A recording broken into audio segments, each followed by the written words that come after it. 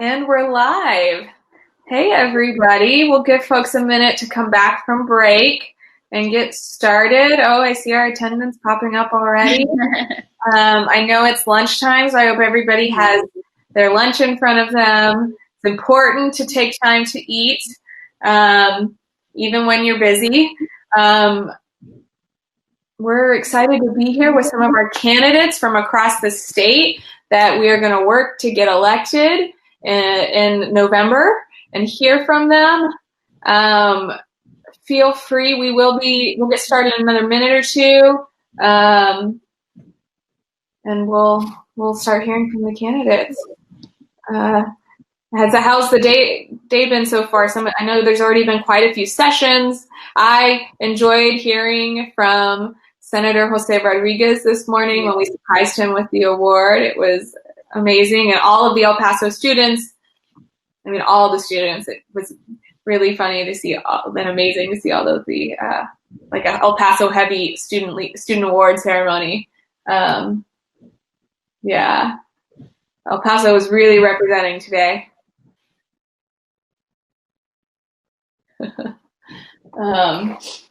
And then, of course, we heard from Jose Garza, like one of the most progressive future district attorneys that's from in the country. So that was. Let's see. Y'all had some other sessions? You had voter registration, event planning. Yeah, the event planning sessions. Did you go to one? Did you go to one of them? Yes, I went to event planning, and it was really, really good. Because I think right now it kind of helped to hone in. Event planning is already something crazy. You always have to have like contingency plans and always a plan A through Z. But especially during COVID, they spoke a lot about what it's like planning in this time and to stay calm, even though it's a lot of stuff going on and having to work around things that we're used to. But I think it's going to bring out the creativity in more people, honestly. Yeah, and it makes, in some ways, everything a lot of the times is very Austin centric, and when we centralize a little bit right now. But yeah, it's definitely a different world. Planning this event was a whole experience for us. So yeah, well, let's see. I think we've got quite a few people, so we want to make sure we leave enough time for all of the great conversation that's going to happen. We'll go ahead and get started. My name is Carissa Lopez. I am the political director for the Texas Freedom Network. I'm a Texas Rising alumni from the UT Austin. For those of you who haven't met me yet, I'll kick it over to my co-moderator. Hi, I'm Tramauni Brock. I am actually an alumni as well from Texas Southern University, one of the student leaders at their university. So we're excited to bring you guys this panel today and be able to speak with you and some of the representatives about the upcoming elections.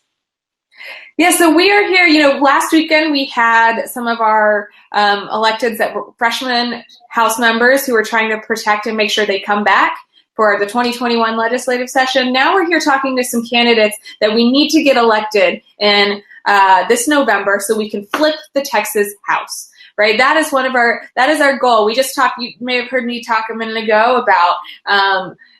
That is our big electoral goal this year, is flipping the Texas House and how important it is. So now we're going to hear from some of the candidates that we're going to help elect in November. I'm going to go ahead and kick it over for them to start introductions. Akilah, you want to start us off?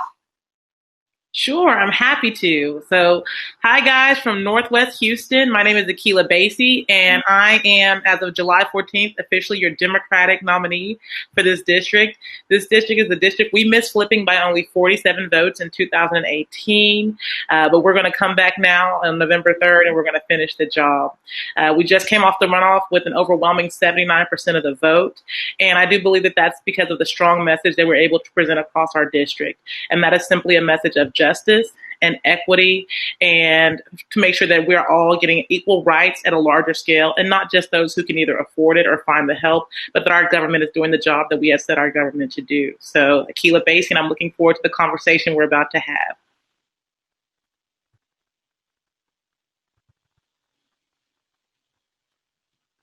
Let's see, Celina, you want to go next?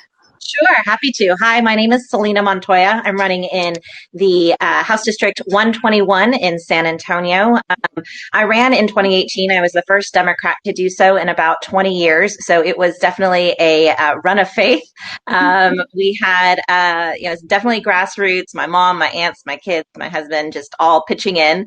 And as it turned out, come election night, it was too close to call. And we didn't make it all the way, but that just goes to show that 2020, we have a real shot at making this happen. And so I'm very proud to be included in this panel and with these women and the candidates who are going to help us turn Texas blue in November. So thank you.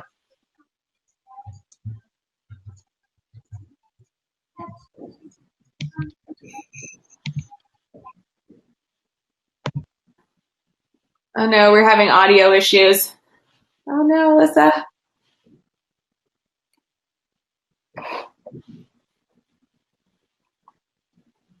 Oh no. Okay, well, I'm sorry we can't hear you. Of course, there has to be something that goes wrong. We'll come right back to you and make sure we get you taken care of. Let's see. I'm so sorry. Okay, let's kick it over to Janet and then we'll work to get Alyssa taken care of. That's me. Hi, I'm Janet Dudding. I'm running as the Democratic nominee over here in 14, which is Bryan College Station, with Texas A&M right here in the middle of it. Y'all, Texas A&M, this district, we're in play for the first time in a decade. Beto came within 1,000 votes, and we've since registered. The coalition of students on Texas A&M campus registered thousands more people just going into the primary election. Y'all, we got this if we get out. I came over here for Texas A&M. My husband and I moved from the Mississippi Gulf Coast after Hurricane Katrina. Climate change is personal to me. We came here for the students. We're stayed for the students. We love it here, and we need your help. I'm a CPA, and I have budgeted for a living. So looking forward to getting to work. Don't know what the fall is going to look like, but none of us do. So let's play it by ear and let's get this thing done. We can flip it. Right. You want to try leaving and coming back into the session really, really quick, and we'll come back to you for your intro. Maybe there might be just to flip on the mic. Always something, right? We are all learning this platform together. It's been a lot of troubleshooting. So I know that Alyssa is running in Tarrant County. We're super excited to have her. Let's see. Can we hear you? You want to troubleshoot? And I don't want to speak on behalf of her, but okay. I think she's gonna leave and come back, and then we'll hopefully have her on, and we'll let her give her introduction. I know that she's running in Tarrant County against an incumbent who believes that women should be charged with capital murder if they have an abortion. So we are looking forward to helping get her elected, in addition to everybody, all the other amazing women on this panel. But yeah, Tramauni, you want to go ahead and start questions, and we'll come back to Alyssa as soon as she gets in. Alrighty, so with the COVID-19 crisis, it has definitely highlighted many weaknesses in our systems. If elected, what policies do you all plan to work towards enacting to help people, specifically in education, healthcare, voting rights, paid sick, unemployment, things of that nature? We can start with you, Ms. Akilah. Okay, sure. Well, I think you really nailed it when you once said highlighted and didn't create the problem, because that's what we see here in House District 138. We're actually home to one of the highest zip codes of COVID cases in Texas, 77084. And what I think it is we need to do in order to make sure that we are addressing our community and fighting for our community as best we can is, one, make sure that we're fully funding education. That's virtual education and that is in-person education if that's where we end up going. But what we're seeing now is that a lot of people, we see the gap that we see in our schools, we're seeing now at home on a much larger scale. Those same students who have been lost to the cracks, who have not been able to have that virtual education, are the same students that we lose in the classroom because of their environments at home. So that's the first thing to make sure we're doing, is that we're funding education properly and appropriately, and that we're giving the teachers the resources that they need to make sure that they can fund their schools, their classrooms as well. Also, what I think we need to do for education, one thing that I think we are on point with doing, is removing that standardized test element from our schooling and allowing our teachers to teach more autonomously towards their class and towards their students, so that we get a true education and we don't have just a group of children who are able to take tests, but children who are able to critically think as well.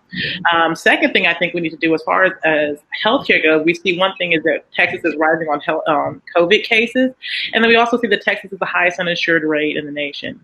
And so it has the highest uninsured rate in the nation. So what we need to make sure that we're doing now is expanding Medicaid.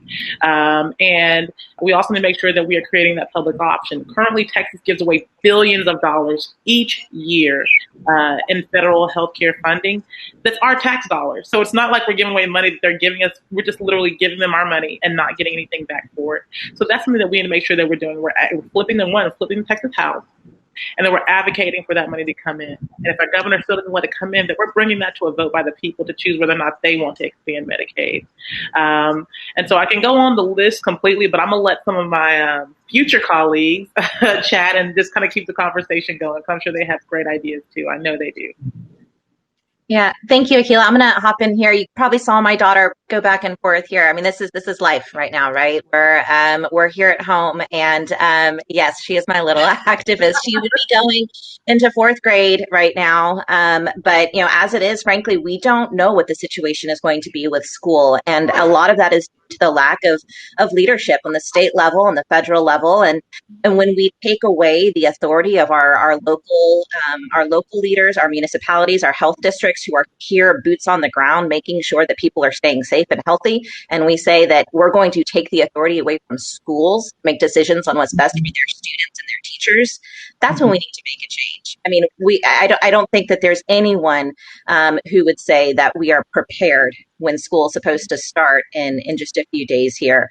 I've spoken to a number of teachers over the past few weeks, and many of them are parents as well. Many of them are at risk. And when they came to teaching as a profession, as a calling, it was to help shape young minds. And the prospect of having to give up that calling because you can't risk your health or the health of people in your household is just unconscionable. We certainly need to ensure that local leadership has the ability to make these decisions that are best for the people in their communities. And that's something that we're certainly going to protect. But we also need to make sure that when people do get sick, that they're taken care of. So we need to make sure that we have the Texas Workforce Commission up to date and using technology that is usable and accessible and is actually processing the claims that are necessary to keep people in their homes, keep food on their tables. And we need to make sure that we institute paid sick leave. I mean, if anything, yes, expanding Medicaid is a fight we have to continue. And Akilah is absolutely right. This is something that will expand healthcare to millions of Texans. In fact, if the governor just on his own signed the expansion of Medicaid today, which he could do if he wanted to, 1 million Texans would be covered because of their qualifying measures. But beyond that, we need to make sure that we're instituting paid sick leave and taking a whole family approach to health, where it's not just thinking about the individual who's needing services, but the entire family who's going to be a part of that health and recovery. I think those things right there, education and healthcare, are going to be the big pieces, the big things that we're going to have a heavy lift for. And I think that the women here on this call are gonna really make sure that that's something that we are able to pull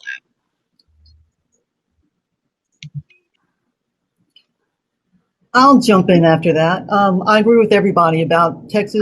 Unfortunately, I do agree that Texas is the most uninsured state. We don't take care of our people. We were the most uninsured before COVID, and now with COVID and people losing their health care through employer-based health care, that percentage is just growing. We need to expand Medicaid. We need to leverage our dollars. I don't know if any of y'all paid attention to Comptroller Hager the other day when he announced the status of the budget. But we're evidently down about $4 or $5 billion. Well, y'all, guess what? There's about $16 billion of waivers that are left on the table that we could look at. That's not taking into account all of the cuts that all of the departments have made. And I don't know if y'all caught this or not, but that is taking into account it used to be called rollback, but there's still money in there from school districts who partition off property tax dollars that they don't need, but they're not allowed to reduce, and giving it to the state. That doesn't include that. I mean, yes, we've got a budget situation going on here, but I've budgeted for a living and I can't wait to dive in. There's enough things that we have waived in the past that we could take a look at. Also, there's new revenue streams that we really need to take a look at, and one of it is small amounts of recreational marijuana. Looking at the criminal justice issue, and I'm not trying to get too far off topic, but people are being put in jail for small levels of possession, and we are not testing to see whether it's cannabis or whether it's hemp. I'll leave it at that, but there is a lot that we can do, and starting at the budget, yeah, we need to pour into it.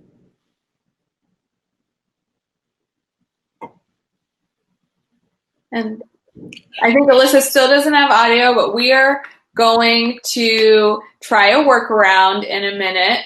I think we'll give her, I think Alisa, we're going to try to get her on my cell phone, and I'm going to try to put her on speaker. So we're figuring this all out together. It's a process when we have to move to a completely digital world right now.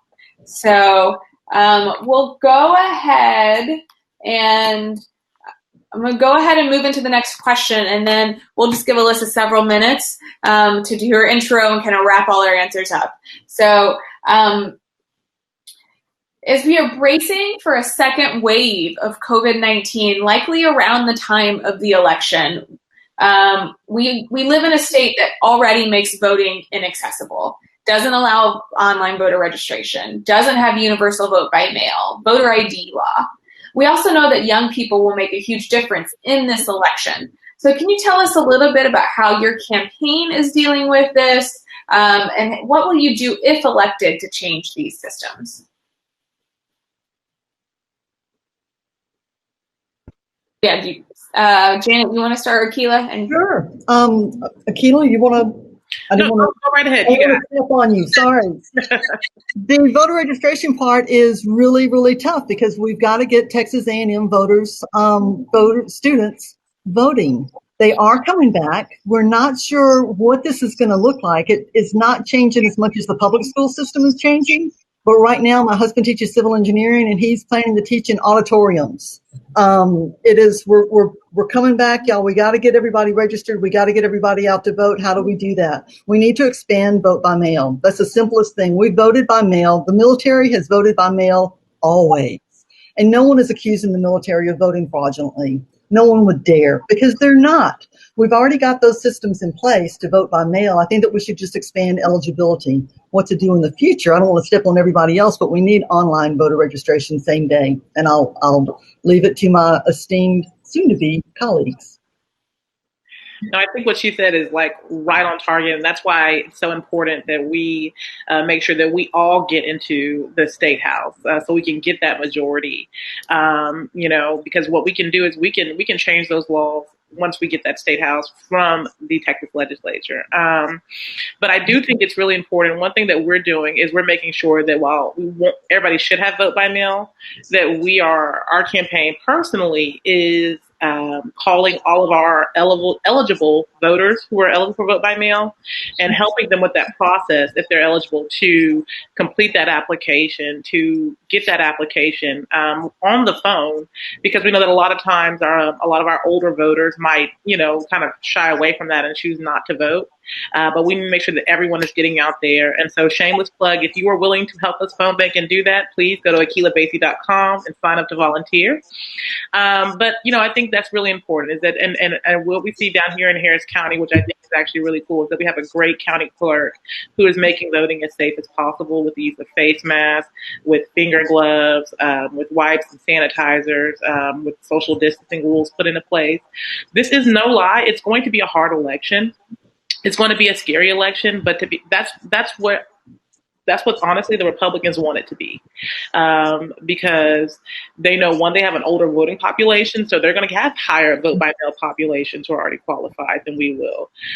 They also know that a lot of times people who are typically Democrat or more progressive might not be able to take that time off, or they might have younger children and things of that sort, because of course a lot of times we're looking forward towards the future as well, and then they're not going to go and they're not going to want to get in those lines as well. So it's really important that one, we make sure that we're everybody who is eligible to vote by mail, we are making sure that we are calling, we're getting them registered, we're getting those applications in on time, we're registering the younger generation, the younger people in there to get out there and vote, and then those of us in the middle, or who are just not there, are able to vote by mail, and that we're actually getting out there, putting on our masks, we're social distancing, and we're being socially responsible. Because it is important that we all get out, because everyone knows that November 3rd will change a lot, not just for Texas, but for this country. And it is important that we get out and vote.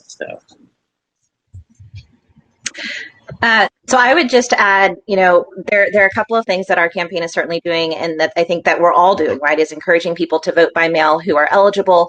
But one thing that we are experiencing some issues with, and we saw this in the runoff recently, was that some of our polling locations actually had to close down because of lack of staffing. Now, if you don't have enough staff in order to ensure that people can vote safely in those locations, then the county has to shut those places down. And part of the reason for that is because so many of our poll workers have been folks of advanced age who are also in an risk population. And so one way that we are encouraging our youth to get involved is become a poll worker. You have the ability and the capacity to take that time and be there. That'll certainly help ensure that we can staff our polling locations and ensure that folks are able to vote. One of the things that we have here in Bexar County, and I don't know if this is universal for everybody, but we have polling centers, voting centers. So you don't have to vote necessarily in your precinct. It used to be the rule that you had to vote in your precinct. And sometimes that location would change from election to election, or even from early vote to election day. Now, what we have are voting centers that allow you to vote anywhere in the county. And what we're working with our local county commissioners on is ensuring that we have large areas available for that. So San Antonio is a big convention city. We have a huge convention center, and most of our conventions have been canceled. And so we're utilizing that space and blocking it out as a potential massive voting center where people can go and space out appropriately and have access to the polls in a way that's just going to simply be safer across the board. But it's going to take a lot of staff to make that happen. So we are certainly encouraging folks who are able to take on that responsibility, because we do need help to make it operational. And then aside from that, of course, there's a great organization called Sisters United Alliance, which is working throughout Texas to reach out to what we call low propensity voters. These might be people who voted once in the past decade or so, maybe twice, but they're already familiar with the idea of voting. They've done it before, they get the gist, and if things are a little bit weird, as they have been recently, they can adjust. And so just giving them the information of where to go, how to do it, and encouraging them to show up is a big part of this. And I would encourage all you folks who are probably newer voters as well, talk to your friends and peers. Go that first day of early voting and share online what your experience was. Now, we're not allowed to videotape what it looks like in there. We can't take pictures, but we can share what our experience is by telling people everyone was spaced apart, everyone was wearing masks, they had a glove, they were using sanitizer consistently, they were wiping down the machines. I was in and out in 15 minutes or whatever it would be for you. I think giving people that information and that knowledge of a real experience demystifies the whole process and takes away that fear that Republicans are so trying to instill. All right, we're going to try, if folks don't mind muting themselves when they're not speaking to help with feedback, we're going to see if we can get a list. I've got her on the phone right now. I'm going to put her on speakerphone, and we're going to see if we can get some audio from her. So one second. Okay, let's see. Alisa, can you say something and let's try this out. We're troubleshooting live. Okay. Is it audible enough? Is it clear? It looks like you are. Amazing. Crazy. Okay. Well, hello. I am Alisa Simmons. I am the Democratic candidate for Texas House District 94 in Arlington, Texas. And I am honored to be the nominee for this seat. I am a mother of 2 young adult sons. I have a 31-year-old and I think, or maybe he's 32, I forget. And I have a 27-year-old, I forget, they're older.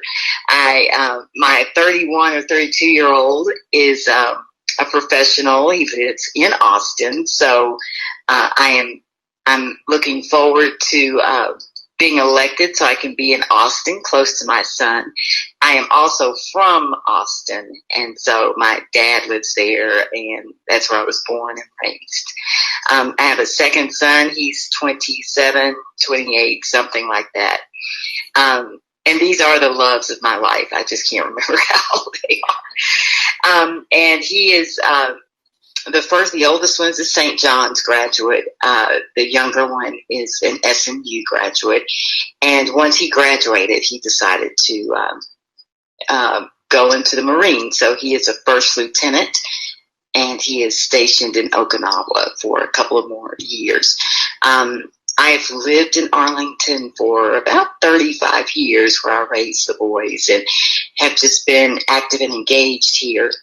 I guess my biggest volunteer role that I currently hold is president of the NAACP here. So I have done a lot of advocacy work, activist work, fighting, fussing, and cussing to improve my community. And so felt like this year would be the perfect opportunity to run for this seat that I've looked at for almost 2 decades, but was just too chicken to run. But I'm out here. This is going to be a tough district. It's typically been a very conservative district, but the demographics have changed. And so we've been out here enjoying lots of excitement about my opponent finally having a viable opponent to run against him. I think one of the first questions was about COVID. And I will tell you, COVID has been very frustrating for all of us, but particularly in my role as NAACP president. The city of Arlington, when I had my quarterly meeting with the city manager on April 2nd, I said, so how many testing centers are we going to have? And I was told, we have no intentions of bringing a testing center here. We don't have the funding. Well, that didn't last long. So within the next week and a half, after I did that fussing and cussing and those types of things, we had a testing center here, and we need more. The problem is the delays are extremely long. The delay in testing, the delay in getting the test results back, that we've got to clamp down on that. And so that's what this governor needs to do. That's what this president needs to do. We've got to identify the hot spots where the virus is spreading. And if we can't do that, and if we can't get results in 48 hours, then that model of wash your hands, cover your face, social distancing, stay out of crowded bars and restaurants, that model breaks down. And so we also need just that model is not enough. If you want to avoid a total and complete shutdown, you've got to do testing, tracking, and tracing. It just has to be a part of the whole process, and that's not happening. It's not happening in the state. It's not happening in the country. Instead of politics as usual, we all need to be concerned about keeping our fellow Texans and Americans safe and healthy. I'm concerned about voting in this COVID era. Will people go out to vote? Will they be too afraid? And so we've all heard it. It's the election of a lifetime. And so we've got to encourage people to vote early so they're not crowded into a polling place or in that situation on election day. Lots of issues. All of the other candidates have talked about Medicaid expansion, and all of the other issues that we share commonalities on. So I will stop there because I didn't catch all of the questions, so I'll just catch up with the next questions.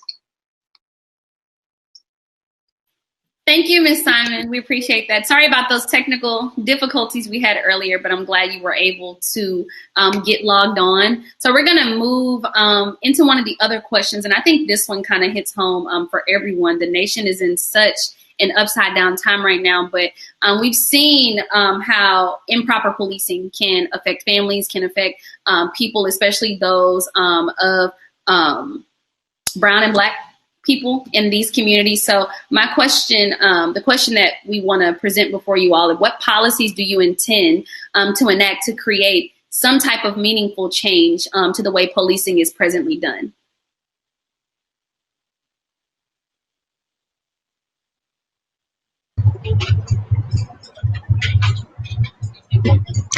Who do you want to go first? Is that okay? You can. Yes. Okay. So I can tell you here in Bexar County that the activism that particularly young people are playing in pushing forward the Black Lives Matter movement is gaining traction. Right now, we're in the middle of budgeting in the cycle for our city and our county, and we're seeing the allocation of funds being reflected because of that action. And on the state level, we need to meet it with just as much fervor. There are two codes in the local government code that we can really ensure on the state level that we essentially supersede so that all communities have equal access. When they're local government codes that basically shield bad police and shield bad policing contracts, right? And that's where we need to start, is in making sure that the contracts themselves are fair and that the resolutions enable every single community, not just communities like mine, have the ability to hold these contracts to a position where we are not paying for poor policing. And the other part of that contract is that we are enabling every community to experience a code that gets rid of shielding police officers who are bad actors. Here in Bexar County, we've seen that 70% of those who are in some type of law enforcement capacity have had disciplinary action taken against them. That's 70% of the people who are actively policing our community who have been cited for improper, unprofessional, or even criminal behavior, and yet they're still on the job. Our local code needs support across the board to make sure that communities like ours don't see that, and that every single community has the full backing of the state to supersede these codes. I think it also means that our community leaders need to speak up. We need to make sure that we are a part of the solution.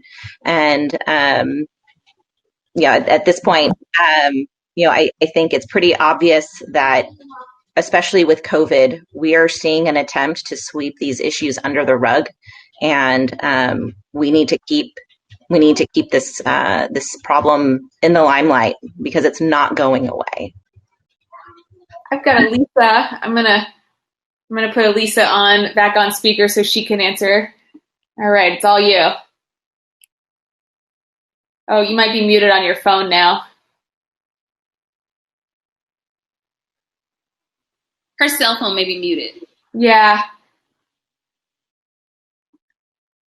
How about now? We can hear you. We got you. What a day. Okay, so in Arlington, as I mentioned, I am the NAACP president here, and I have been for, I think, 9 years. And in the past 4.5 years, Arlington police have killed 4 unarmed African-American men unjustly. The first was March 2015. Jonathan Paul, he was killed in the jail. The second was Christian Taylor in August of 2015, and he was killed at a car dealership. Then we had Tavis Crane. He was killed on a traffic stop in February 1st of 2017. And then O'Shea Terry in September of 2018. We have advocated for each and every one of those cases. And then our 5th case that we took on in August of 2019, just about a year ago, was the Arlington Police Department's murder of Margarita Brooks. And she was a white female and homeless, and she was sitting in the grass near a car dealership, and somebody called and they were concerned about her welfare. The officer got there, and her dog jogged toward the officer. He pulled his gun to shoot the dog, and he shot Miss Brooks. And so, again, she was a white female. That is one of our cases as well. So I told you that background because in each of those cases, we have worked with the district attorney's office. And on a couple of them, I've gotten indictments, but no prosecution. And so I am unapologetic in saying I have very little confidence in the district attorney's office and district attorneys as a whole. And so one of the pieces of legislation I would like to introduce is like what they have in New York, and that is the assignment of a special prosecutor in cases like these, police killings of unarmed men. So I'm very passionate about it. I've gotten to know each and every single one of these families. I know the kids, the grandparents, the moms, the dads, and I know their pain. And I know that in many of those cases, those officers, those jailers are still at work. We've gotten a few of them terminated, but no one has been prosecuted. And that's because police and the DA's office they're in cahoots. So, yes, I think special prosecutor would help in some of these cases.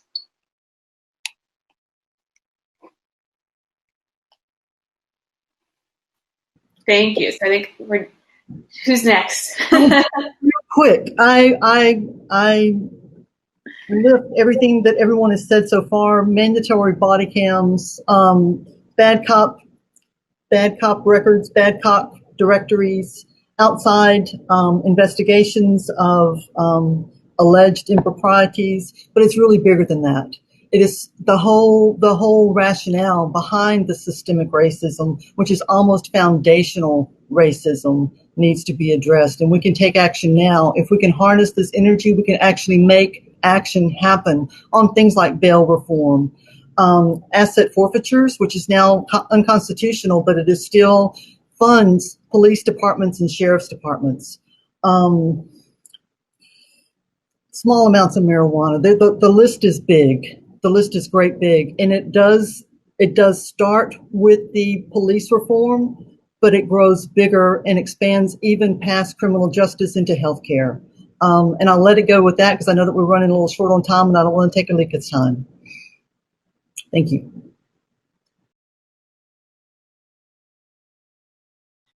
So, I just want to echo the sentiments of what Janet and Alisa both were saying. I think they're just super, super important. One is that the system that we live in is what creates the culture, the police culture that we see. And something that Janet brought up earlier, was she talked about legalizing marijuana. I know we think about that just for recreational uses and taxing purposes, but that would absolutely circumvent what we see with policing, because you'd be surprised. Just a little background for me, I am a former prosecutor, and it was tough, but I now do defense work as well. And one thing that you see all the time in the courtroom is that low level of drugs, low level of marijuana, the smell of marijuana is often used pretextually to harass primarily minorities. It is used to unconstitutionally search, oftentimes many minorities. And the thing is, all an officer has to do is simply say it. Like she was saying, there's no testing that's needed. There's no proof that a smell had occurred or anything of that sort. Simply all you do is have to state that, and then they give you that constitutional benefit of the doubt. That is a huge issue when it comes down to policing and regulating. If we legalize marijuana, then we legalize the smell of marijuana, which then takes that out from being a contraband substance that allows police to have that essentially free pass when they are policing our communities. So I think that when we talk about marijuana, it goes more than just putting people in jail, but it is oftentimes just used to harass minority communities. And secondly, what we're talking about here is, I think Celina mentioned, is qualified immunity. So many times officers get away with things that everyday citizens would not even be able to think of, mistake or not. There's some form of, whether it be either a negligence penal code issue or a malicious penal code issue. I think that we need to make sure that we're tailoring those words so that officers are held accountable as well. They are supposed to be the trained professionals, and I think that we treat trained professionals as professionals and hold them to that professional standard that we see. And also, one of the other big things that I see a lot of times is that when things happen, we always say, where are the body cams? Where are the body cams? Oh, they were erased. Oh, this happened. And I think that legislatively, what we need to do is create, when officers are issued these body cams, which we see in the legislature, is that if they are not used, if they fail to record, and this was not documented before, that there's a presumption against that officer's word. There are presumptions that go against everyday citizens in courts because of things that we choose to do that we may not know. An officer needs to make sure that his equipment is working, and if it's not, there needs to be that presumption in there too, in that courtroom, that goes against that officer's testimony. And I think that we can use that. If we put that in our legislative penal code, that is something that we can put in jury instructions, so that when juries go back there and they deliberate, they say, if this happened, you are to presume this, or you can presume this has happened as well. So I think there are a lot of nuances that we can see to make sure that we're controlling policing from that state legislative position that will go out to everyone across our state of Texas. Thank you so much. We really appreciated that. We have a few audience questions that came up as you all were speaking on your various points of views. So our first one is from Arash Fireside. I do apologize if I messed up the name, but in other states that have recently gone blue, we've seen Dems across the line join the GOP in blocking reforms. How can you work to hold your caucus together when we flip Texas this year?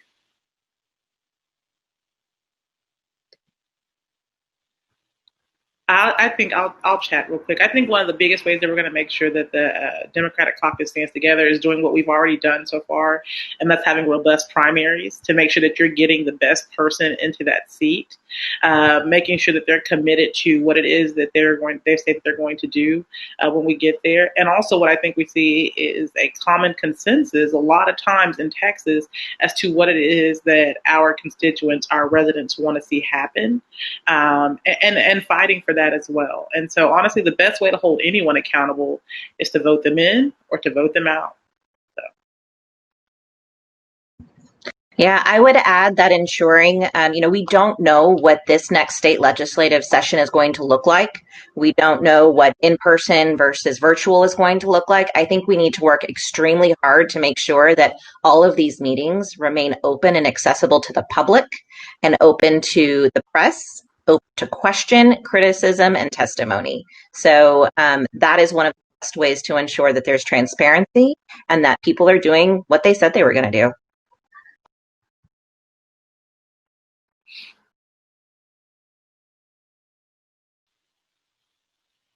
Miss Janet? I didn't want to talk on top of someone. Yes, hi. I didn't want to talk on top of somebody, but I think accountability is key.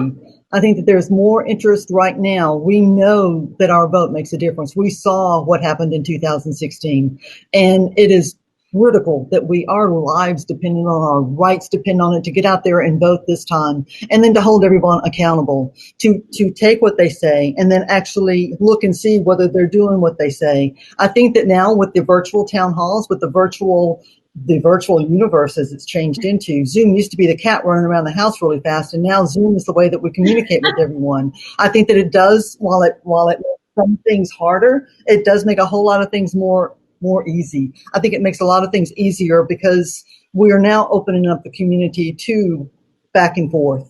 So I think that accountability is key, absolutely key. And Celina is absolutely right. If they don't do what they say, vote them out. All right, I've got Alisa. Oh, sorry, Janet. All right, I've got Alisa here. We're going to get working on the feedback. All right. I agree with what most of my colleagues all of my colleagues have said. I believe in collaboration, working across the aisle, all of that. But we must be true to our values, our democratic values. As was mentioned, there is a way to deal with that. You as a citizen, you as the voter.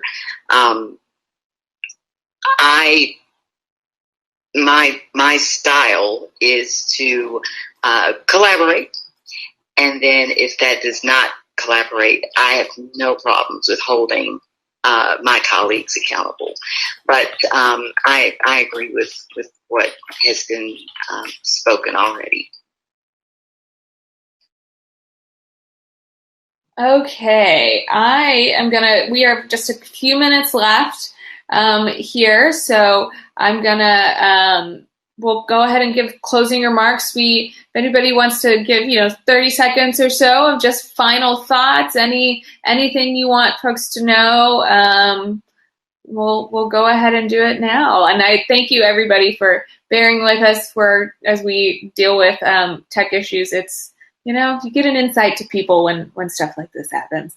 Alisa, I have you on the phone. So do you want to go ahead and start? Yes. Okay. I think I had just turned you back on because I'm listening to everybody on the laptop and I don't want the feedback. I appreciate the opportunity to be with you guys today. Sorry about the tech problems.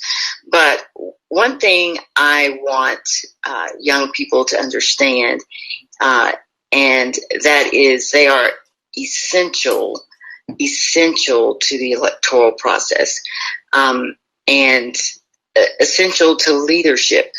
When you look at Representative John Lewis, he began his advocacy at the age of 21, Dr. King at the age of 26. And so consider not only working on campaigns like many of you probably are already doing, but also consider running for campaigns and help us get people out to the polls and out early. Thank you. All right. Who wants to go next? I guess I'll jump on real quick. I'm going to give my colleagues time to thank you guys so much. I just want to echo this one thing is that these voices that you hear, all of our voices, yes, they're powerful when I see the messages and they're great. We have great ideas, but this is not half of the electorate that we have in Texas. And so I want to make sure that we all get out there and we vote. And we also find your local representatives and you get out there and volunteer as well. Remember, we can do everything virtually now. So please just find a candidate who you're following, find a candidate who you believe in, and get out there and follow up, volunteer, and vote. Celina, you want to? Happy to. Thank you so much for hosting this conversation, and to my colleagues here for being a part of this. The work that you're doing is amazing, and it's not going unnoticed. And all the work that we can do is going to be for naught unless we can get people out there to vote. And I know that all of your Texas Rising attendees have been learning just that. I'm sure many of them have already known, and that's exactly why they're here. And so we're just here to encourage you to keep that momentum going and ensure that when it comes to November, we are working together to safely, securely ensure that everyone has the opportunity to cast their ballot. There are a lot of polls out there that are showing that it's going to be a good year for Democrats, and we saw the same thing in 2016. So I just say, don't let polls allow you to be complacent. It looks good for us. There is momentum building, and we have to remain optimistic. But at the end of the day, we have only a few months to make sure that all the work and effort that's gone into this is actually does come to fruition. And so that means making sure you go out and vote, taking your family with you to go vote, talk to your friends, and along with that, making sure that they're informed when they go to the ballot. I saw in the chat, someone mentioned we don't have straight ticket voting anymore, which means it is more difficult to ensure that folks are voting all the way Democrat. That you hear vote blue no matter who. It's going to take more effort to vote. And so we want to make sure that people are prepared for that, and that we are providing not only the resources to make that happen, but we're encouraging folks to do that. So please look at all of us as a resource. That is what we are here for. I'm sure you can contact us via our websites. You can reach out to our teams. We want to be your resource. We want to be accessible to you. And of course, we want to be your representative. But more than that, we want to make sure that you have your voice be heard. Janet, you want to close this out? Yes, vote all the way down. Vote all the way down the ticket. Texas A&M, I need your help. You are our future. You are how we're going to flip this seat. You're key. We need to get you voted. We need to get you registered, because if you're a citizen and sleep in Brazos County, you can vote in Brazos County if you're registered in Brazos County. We need to work together. There are some incredible groups on campus, Texas Rising being one of them, that I'm really looking forward to working with in any way that I can. JanetDudding4Texas.com is the website. Please come volunteer. We're doing phone banks. We're now doing phone banks 3 times a week. And we're partnering with the State Democratic Party to phone bank for everyone. We've got a coordinated campaign going on, and we can win this time. We just need to do it. So thank you very much. Thank you very much for inviting me. I've had a blast. Thank you. Thank you for coming. We really appreciate all of the candidates here. We appreciate everybody's patience, especially Alisa. Thank you so much for bearing with us. Like I said, it happens. But we still have lots of trainings coming up. We have a quick break, and then a communications and fundraising training. All of this is going to be recorded, so you can also go back and watch it later. Appreciate everybody coming. Take a quick break and then join us at the next trainings. Thanks again for coming. Thanks to the candidates. They put all their information in the chat. You can find them there. You can Google. We'll send out information. This won't be the last time you hear from them, I am sure. Thanks, everybody. Let's do a group selfie before we... Oh, good idea, Akilah. Yes. Yes. We all need to contact. Okay. It should pop up on your screens now. Are you seeing it? Yeah. Hold on, let me get mine right.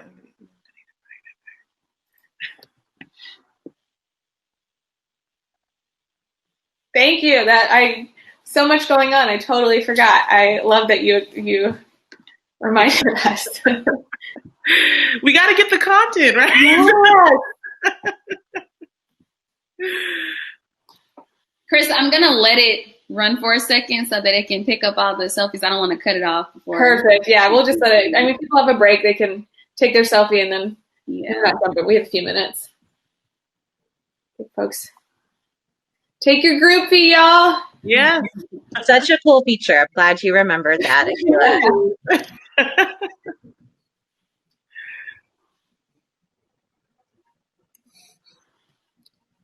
So nice to meet y'all. I'll look forward to seeing you on the trail and in Austin or virtually. Who knows, right? Absolutely. Yes.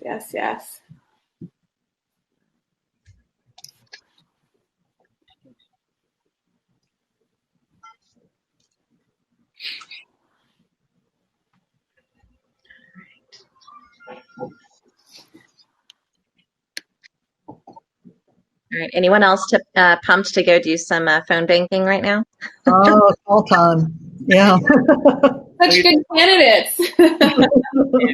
I'm actually really right now in about 2 on my way. Another Zoom room.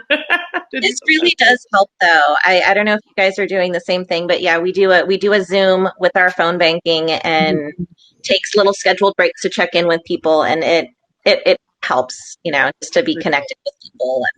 And we post on the Zoom when we get a good one. So that sort of motivates everyone too. Yes. Yeah, we got a Republican voting blue all the way down the ticket. Or that's a good one. Yeah. Yeah, back in the day, we'd have a little bell that we would ring. Ooh, that'd be fun. Yeah. So. All right. I think we got everybody that's probably going to take one. Okay. All right. Yeah. Thank you so much. This is really great. It'll email it out to you all too. Bye. Okay. Thank you. Y'all have a good one. Thanks, y'all.